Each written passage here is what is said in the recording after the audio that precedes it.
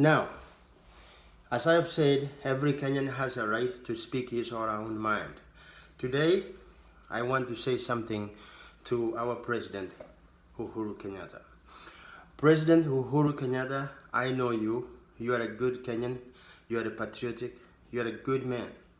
As a person, you are a good man. You came to Massachusetts. You went to school here. You know the lives in the diaspora. I went to your school. I know where you went to school. And I appreciate that you left a good name over there. As you know, Mr. President, there are so many Kenyans in the diaspora. Many of the Kenyans in the diaspora are very well educated. They have experience in so many sectors. Many of them work in finance. Others are very good in healthcare.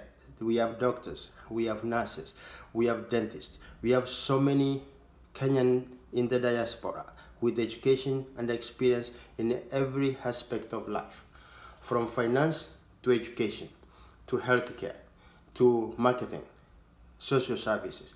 Kenyans are everywhere. We have so many Kenyans right now in American universities teaching, professors in various universities and colleges in various disciplines. We have so many people managing county finances. We have so many people working for non-profit organizations, private companies as finance managers. We have so many people who are in healthcare right now, saving lives in Europe, in Canada, in America, in Australia, and everywhere. Now, Mr. President, I saw last time when Kenyan doctors and nurses were on strike. You did not agree with them, you did not negotiate well, and then you had to bring doctors from Cuba. I am not saying you should not have brought doctors from wherever you wanted. Or I'm saying, and what I think is wrong, is that when you asked for the doctors to come from Cuba, Mr. President, you could have also asked for the Kenyan in the diaspora who wanted to come back as doctors and as nurses to help their fellow Kenyans. I am very sure if you could have given the package you gave to those Cuban doctors to the Kenyan in the diaspora and asked them if they want to come back, if you could have given them the package of house rent, a car, and money, and asked the Kenyan in the diaspora to come back to Kenya, they could have willingly come. And I know you could have got more than 200 doctors to come and serve our fellow Kenyans. The other thing, Mr. President, which I think you have not done, I know you are fighting corruption. I know you speak every day. I know you have made enemies. That is correct. But remember, you are the President of the Republic of Kenya. You have the power. Even the Bible says, do not mess up with the king. He has got a sword. And he doesn't have a sword for nothing. Mr. President, you have the sword. You have the power. When you speak about corruption, and your deputy president is speaking something else, that is a failure. When you speak about corruption, and you have seen money being squandered from every sector of the government, from NYS to Anglo-Leasing, to Finance Ministry, to the dams, to the railway, Kenya Power, and so many. Since you became president in Kenya, corruption has really increased. It has gone rampant. The Kenyan economy has gone messed up. Now, ask yourself, what is the problem, Mr. President? I know as you speak, you don't like this thing, but I want to see actions. So those people who are being investigated, if they are being investigated, they should not be in the government. They should not be working. They should be asked to step aside. Or in other words, you should fire them. While the investigation is on, they should be fired.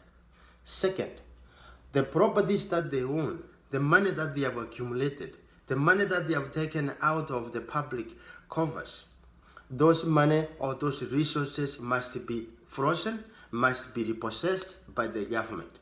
So that, let's say those billions, 21 billion stolen from the dams which have not been constructed, those people accused of stealing those money, like they did from the NYS, those money should be taken and be given back to the people.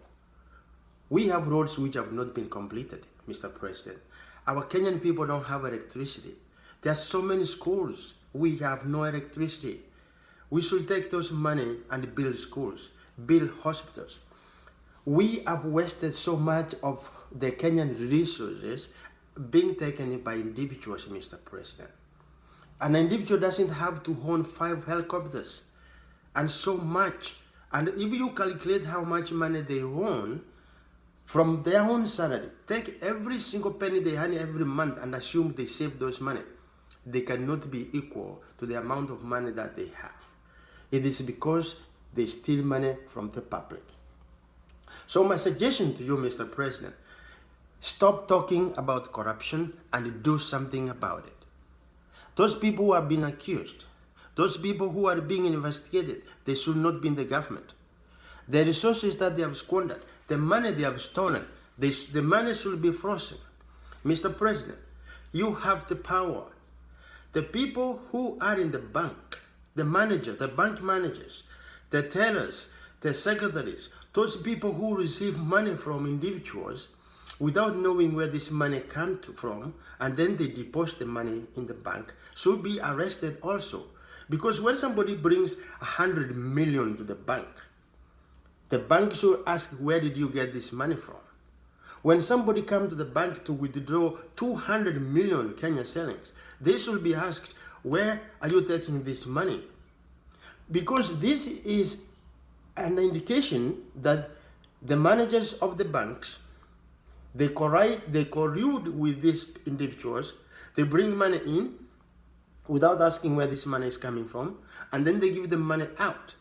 Those managers, those banks should be investigated, those managers should be fired, they should be rotting in jail. This is money laundering. Mr. President, you don't need evidence. The evidence is there. You don't have to search for it. How much money was deposited by this individual? When did he withdraw the money? Where did he get this money that they deposited? That's enough evidence. Then he should be arrested and explain. DCI should continue doing their job. There are so many ways we can get these people out of the road, out of the way, so they don't continue messing up our country. Man, as I know him, man is corrupt.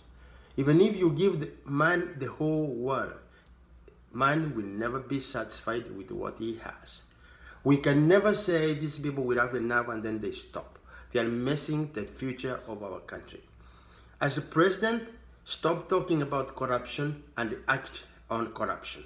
Get these people fired, get them in jail, and take their property and give it back to the people.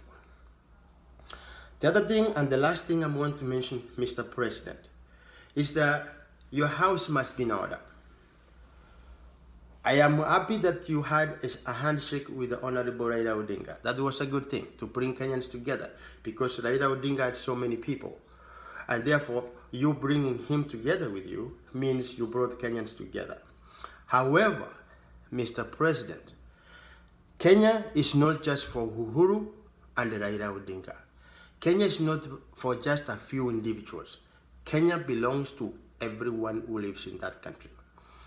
Wakina mama wanauza mboga kwa barabara, wale vijana wanapiga rangi kwa viatu, wale watu wanatembea mguu kila siku kuelekea industrial area kutafuta kazi, our boda boys, akina mama wako nyumbani. Every individual Kenyan, from Turkana, Moyale, to Namanga, Kisii, to Busia, everywhere from Mombasa to Kisumu, every Kenyan belongs to Kenya. And therefore, having a handshake with a few people is not enough. We need you to show us that you care about Kenyans everywhere, even in the diaspora. Mr. President, if you want to get rid of corruption, having done what I have mentioned above, the next thing you can do is call all Kenyans from the diaspora. Ask those who are willing to come back to Kenya to work. Let them come back. I am very sure most of the Kenyans in the diaspora, with their education and experience and their way of doing things, if they come back and become lecturers in universities, manage various parastatals, you will see them create jobs. You will see these Kenyans eliminate corruption, you will see them running these parastatals or organizations very smoothly. Because many of those in the diaspora, many of them, they don't believe in this business of bribery. They don't know about that. What they are doing, when they are given a job to do, they just do their job. They are professionals. They don't know about tribalism. Therefore, they will not take bribes, and I know many of them will not take bribes, even though there will be some. But the majority of the diaspora people, if they come back and get jobs in Kenya, they will not tolerate this nonsense of bribery and tribalism. They will do their job. They will create more job opportunities, and they will streamline the ministry or the organization which they will be running. So invite these brains from outside. Let them come back to Kenya. Give them those packages. Give them good salary. Give them a car. Give them a job. Give them responsibility. Tell them the education you have and the experience you have gained, use it here to serve your Kenyan people. And they will be glad to come back home and work. Because when you get so many diaspora people, they come back home, they look for jobs, they don't get it. When they try this one, they are asking for bribes. They are lied about every day. Those Kenyan crooks, most of them who anyway just went never beyond 12th grade, when they finished Form 4, they got jobs. They don't want these people coming here with the master's degrees and the bachelor's of degree of science and all that, then they take over their jobs. They don't like that. I am not saying you fire those who are working already. I'm saying invite those who are in the diaspora, who are willing to come back to work. Give them job opportunities. Let them help you fight corruption, because they are not tainted. They don't know about corruption. They will come and perform. So, Mr. President, I don't have much. You know much than I do. This is the country you have been running for the last 7 years. I hope you leave a legacy which will say Uhuru Kenyatta came, he eliminated the corruption, he continued with the legacy of Mwai Kibaki of economy growing up, he created jobs, he put electricity to our Kenyan people, and many other things. Hii kitu mnasema RGR, railway, that's one plus, but at the same time, it has taken so much of the Kenyan money from Kenyan people. We are going to be paying this for the next 20 years. It is a plus in a disguise. I don't think that's a positive thing. It is a positive thing that we have a railway in Kenya, but it's too expensive for Kenyans. The deal was poorly done. It could have been done better. So, Mr. President, for the next 2 years that you are in office, Job Ombad is asking you to stand up and start acting. Eliminate this corruption, Mr. President. Bring the diaspora, those people who have education and the goodwill and the experience, bring them into the mainstream Kenyan.